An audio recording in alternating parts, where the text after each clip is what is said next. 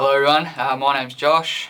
My name's Emily. I'm Zach. And I'm Sam. And today our presentation will be on poverty in the over 65 age group.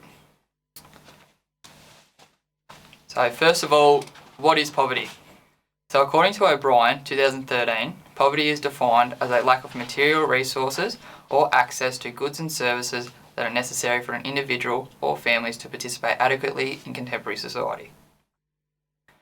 The population group that we have decided to focus on that is associated with poverty are people over the age of 65. This population group falls within the concept of relative poverty. Relative poverty is a condition in which people lack the minimum amount of income needed in order to maintain the average standard of living in the society in which they live in.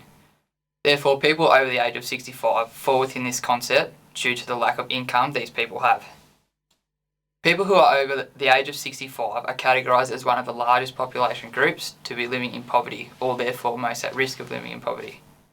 According to the Australian Council of Social Service, or ACOS, 14.8% of people who are over the age of 65 are living below the 50% poverty line, which highlights that this population group is one of the highest groups living in poverty. The poverty line means the minimum level of income needed to secure the necessities of life. This is how poverty in Australia is measured, by labelling a person's poverty status due to their income in comparison to the poverty line of essential living. Essentially, this statistic of 14.8% of people over the age of 65 living under the poverty line is alarming to us, and therefore is the reason to why we have chosen to address this issue of poverty within the particular population group. When discussing about people over the age of 65 living in poverty, individual and structural explanations of poverty provide further reason as to why this population group is experiencing large amounts of poverty. To further explain the meaning of explanation of poverty, there are two main theoretical approaches that the poverty debate reflects on. One emphasises individual choice and responsibility, drawing attention to the roles of moral character and motivation in determining an individual's socio-economic status. This is referred to as individual explanations of poverty. The second theoretical approach highlights the broader and social economic structures. This structural approach explores the class and economic processes that limit and anticipate the opportunities open to individuals and the choices they can make. This theoretical approach to poverty is referred to as structural explanations. Individual and structural explanations of poverty can also be understood in relation to their links to particular political ideologies. Essentially, ideology means a system of ideas, beliefs and values about the way the world works and about the ideal relationship between governments and individuals.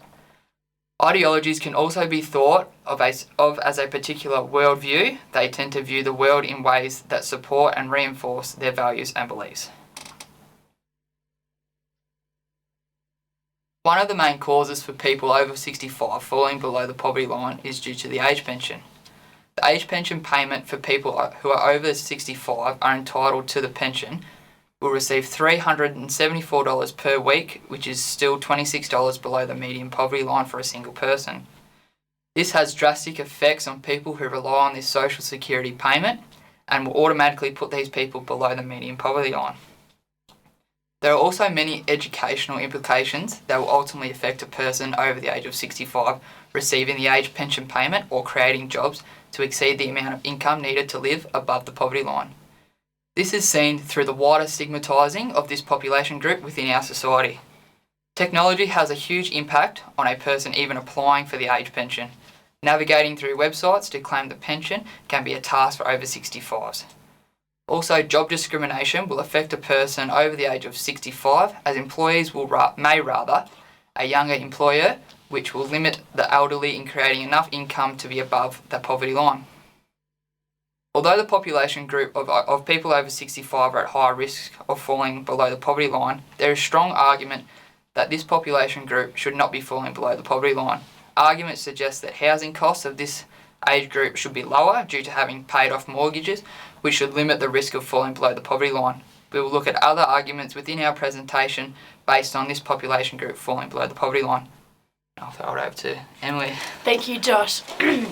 The Australian population is largely built within older Australians, or over the 65s. In 2014, according to the Australian Institute of Health and Welfare, recorded 3.4 billion people in Australia are over the age of 65. Within that population, 14.8% live below the 50% median line, putting them in the category of poverty. It should be reminded that life expectancy has also increased by 82 years in 2012, meaning that Australians over the age of 65 still have on average 20 years to live. This may vary depending on the health of the individuals. However, if that is the case, that is 15 to 20 years more years that they will live in poverty. In Australia, the government will offer social support payments for different ages, housing and circumstances. With older Australians over 65, they are entitled to the age pension. How that works is they receive a payment of $374 per week. However, it still falls below the 50% poverty line. The age pension also looks into the person's assets to evaluate whether or not they are entitled to payments. On the Australian Department of Human Services website, it explains in detail about how to go about making a claim to receive the age pension. However, while navigating the website, it raised an alarm. Majority of the population over the age of 65 will struggle to work their way through the web links.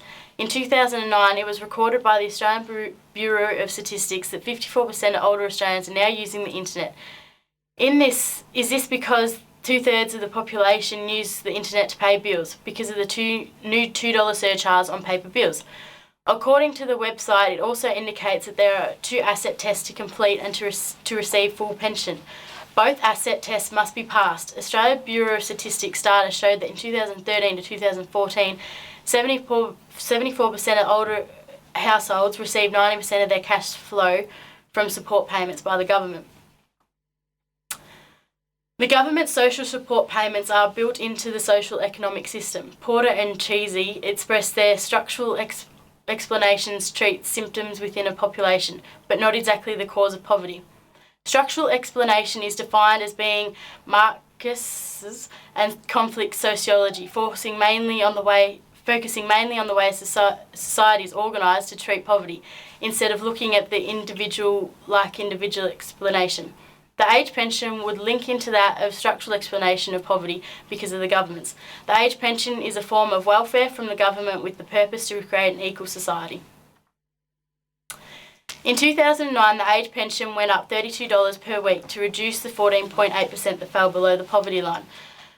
ACROS report states that 26% that still fell below the poverty line are a lot closer to reaching the 50% poverty line than other support payment groups within Australia.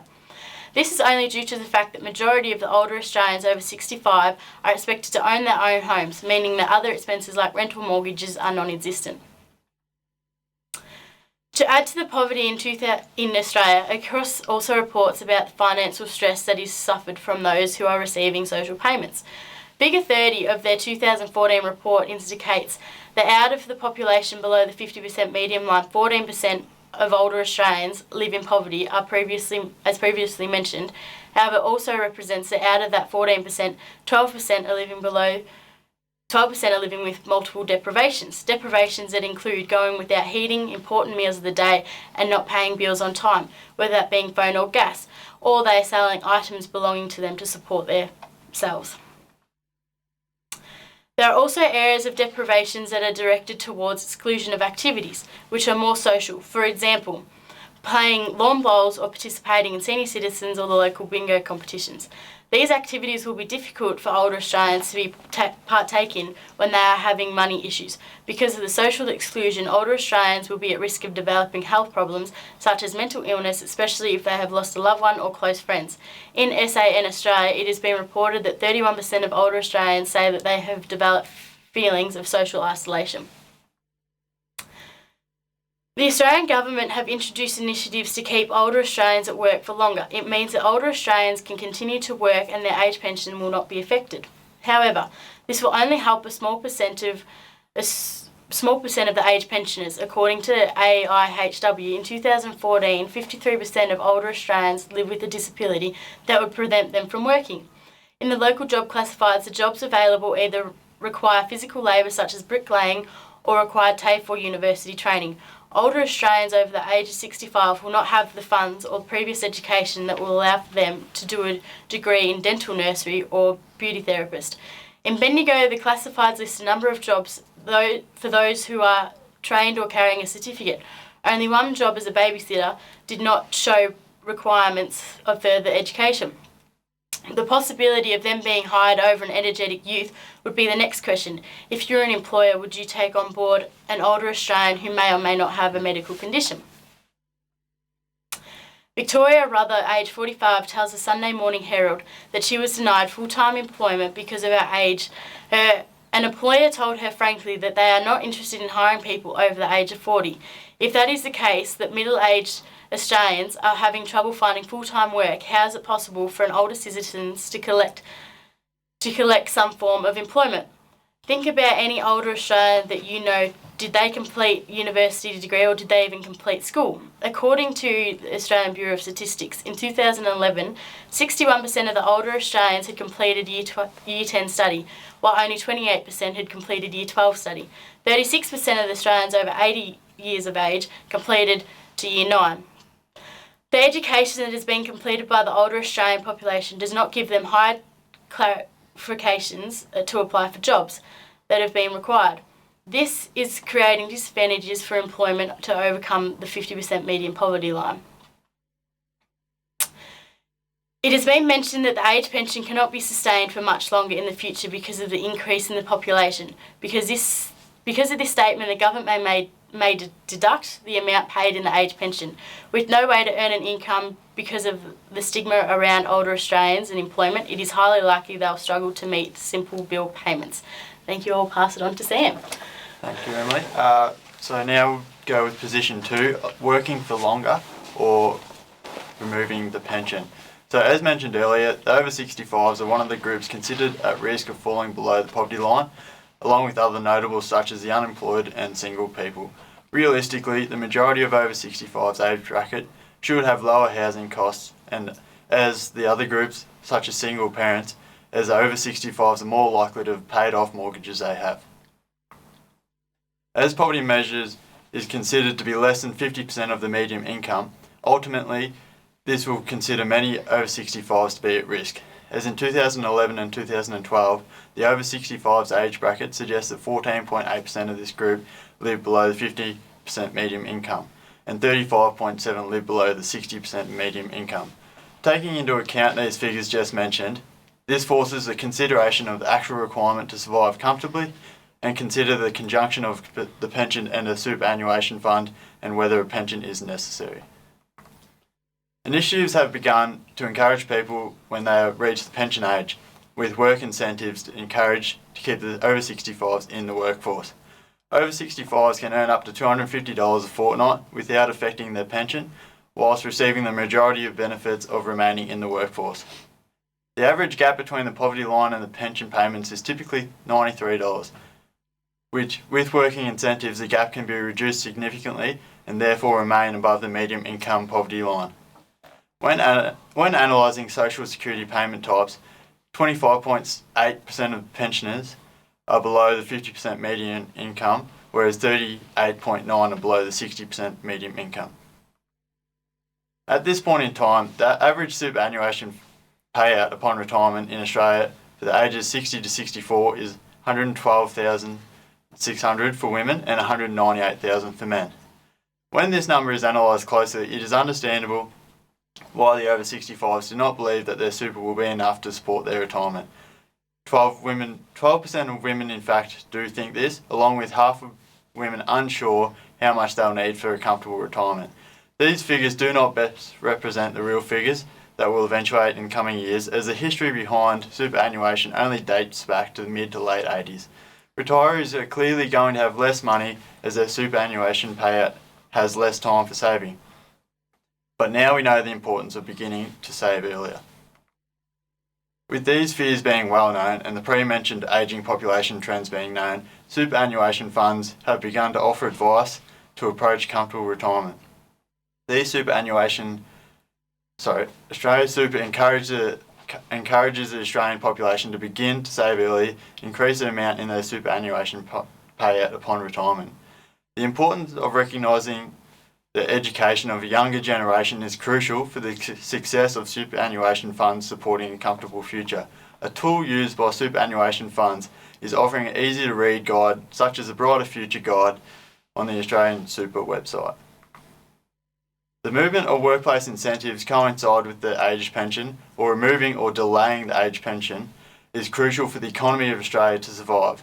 The trend of the Australian population has changed considerably over the last few decades, as in 1970 and 1971 the over 65 age bracket stood at 8% of the current population, whereas has risen to 13% in 2001-2002, whilst currently being around 15%, as the intergenerational report suggests that these figures will almost double to 25% in 2040, barring any unprecedented changes to fertility rates.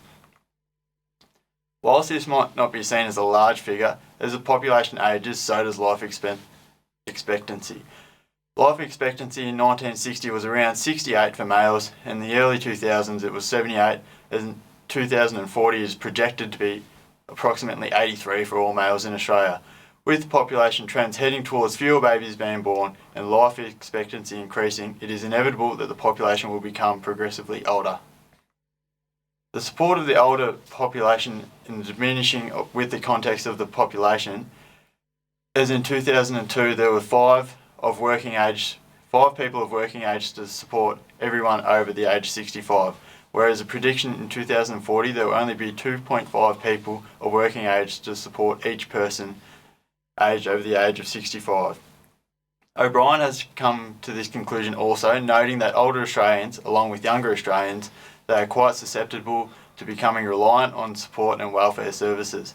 If these current trends continue the way they are, Australia will not be able to support the ageing population for future generations, and the age pension is not the solution. When assessing the explanations for poverty for the over 65s, there is a clear link between superannuation and the individual explanations of poverty. To define the term functionalism, it is the theory that all aspects of society serve a function and are necessary for the survival of society. This is evident in the situation of superannuation supporting the survival of the Australian economy and society, as it is clear that the age pension is diminishing as years progress. Poverty has arisen in the past from a lack of savings and therefore payout of superannuation funds. This is due to a relatively young history of the superannuation in Australia, not so much seen as individual weakness, but offered limited opportunities. The government will have minimal influence on superannuation, at times offering co-contributions to individuals with a low income to a maximum of $500 a year. Porter and Treesize uncover the complexities of poverty throughout their research, explaining that the explanations which contribute to poverty rather than classifying poverty on merely a financial basis. And now I'll hand over to Zach. Thanks, Sam. This is just a case study that we found in the local Bendigo area. So Alfred is currently living in the outer suburbs of Bendigo in a small house for him and his wife Jeanette. They have been able to furnish the house quite well with money from back when Alfred was earning a regular income in the workforce. When he was younger, he worked in the building industry and loved his sports such as football and cricket at the local level. He's had 3 kids that all moved away from home. Sarah still lives in Bendigo, James lives in Sydney and with his family, and Tony has taken his work overseas to Tokyo, Japan. These days, Jeanette and Alfred live mainly off the weekly pension and have a small amount of superannuation to fall back on. Since being retired from the workforce, Alfred has wanted to keep up his love of sports and has done so through his involvement in the local bowls club. He also enjoys working in his small garden in the back of his house. Alfred has a number of medical conditions that need regular attention, such as his high blood pressure that requires prescription medication daily, as well as checkups to monitor his progress. He has also had a hip replacement from an accident he had out in the garden nearly 6 years ago. This has been a pretty smooth operation, but the cost of medical bills and medicine has been difficult financially for him. He also suffers from knee soreness due to wear and tear from his years of playing sports. When this plays up, he requires painkillers to make sure Alfred remains comfortable in everyday routines. Alfred has financial difficulties when it comes to his everyday expenses such as food and medication for both him and Jeanette. He tries to spend his weekly pension on these everyday expenses and his small superannuation fund on the less important things such as lawn bowls, his garden and travel with his family. He feels that he could have saved better in his superannuation by starting earlier when he was still in the workforce. He also feels that if he had worked longer that he would be living a better retired life. His 3 kids have the stress of worrying about their parents and their financial status. They also have to worry and consider if Alfred and Jeanette have the best healthcare systems in place.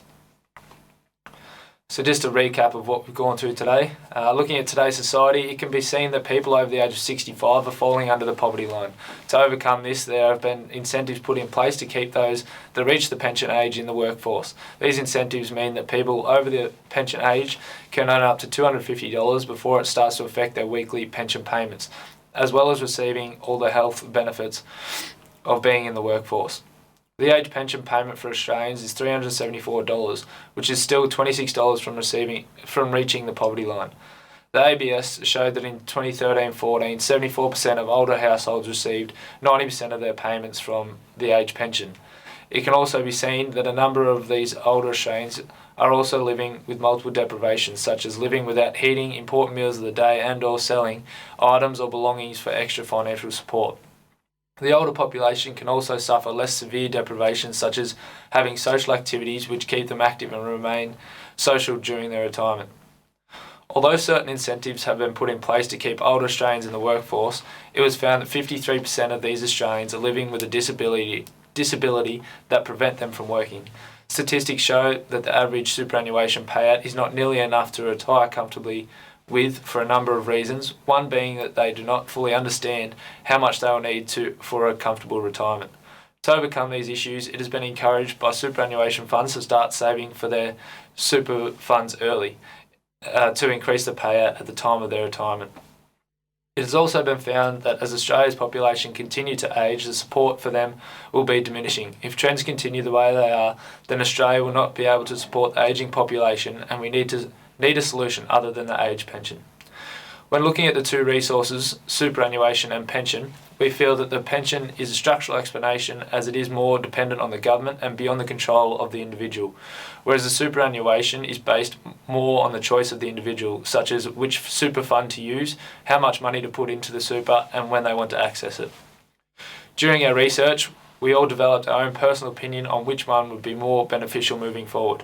I think it was clear that Sam felt as though the superannuation and increased knowledge about the super will lead to a number of over 65s living under the poverty line, because they will be able to begin saving in their super earlier and therefore have more to rely on when they retire.